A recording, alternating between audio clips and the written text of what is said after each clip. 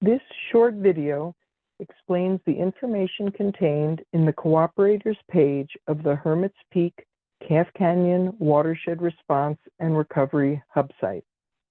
This information is for state, federal, county, and local government entities so that they can share information regarding post-fire planning and watershed recovery efforts for the catastrophic wildfire, the associated debris flows, and flooding. On the Cooperators page, you have two accordions. There's an instructions on how to use the mapping, and at the bottom of the instructions, there's also a tutorial link for the post-fire screening tool. I'll explain that in a few minutes. There's also a post-fire rapid hydrologic assessment report that's available for download. And then when we look at the different maps, there are 3 different maps: response, mitigation, and recovery. These were created to assist different teams that were responding to and working on recovery.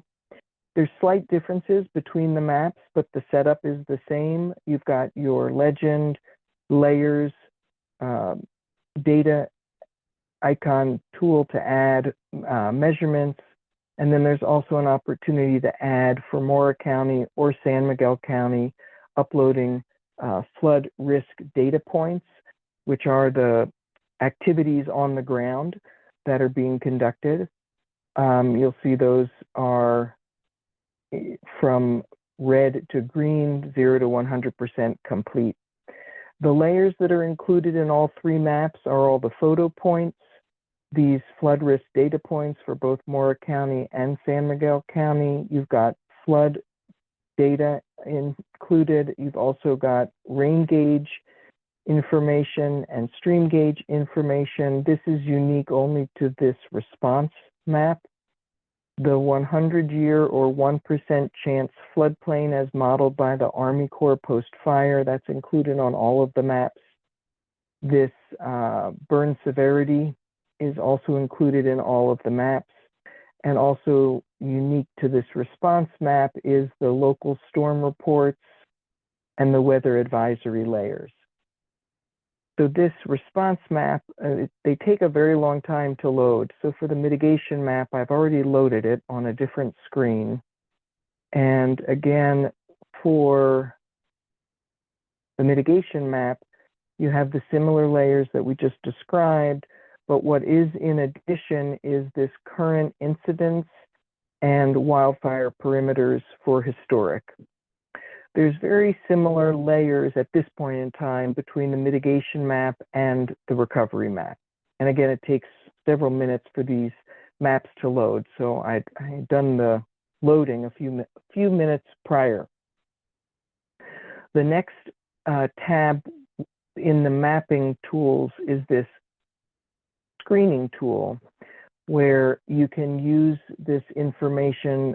There's data at the watershed and sub-watershed scale that can help identify the impacts for particular locations.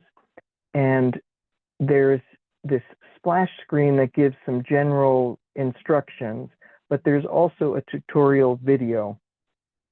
It's about 5 minutes, and it walks you through the different layers and how to create reports and analysis. But the tool itself looks like this. You can type in a name, particular name, draw or place a specific location, your address.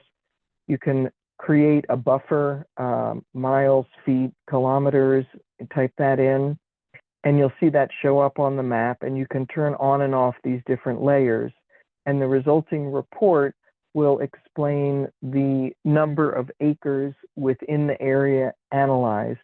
For example, the different soil burn severity.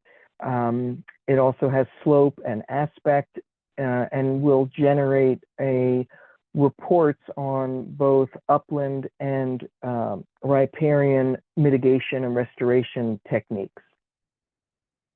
Then this National Weather Dashboard, this one just brings you directly to the dashboard, so you don't have to look it up separately.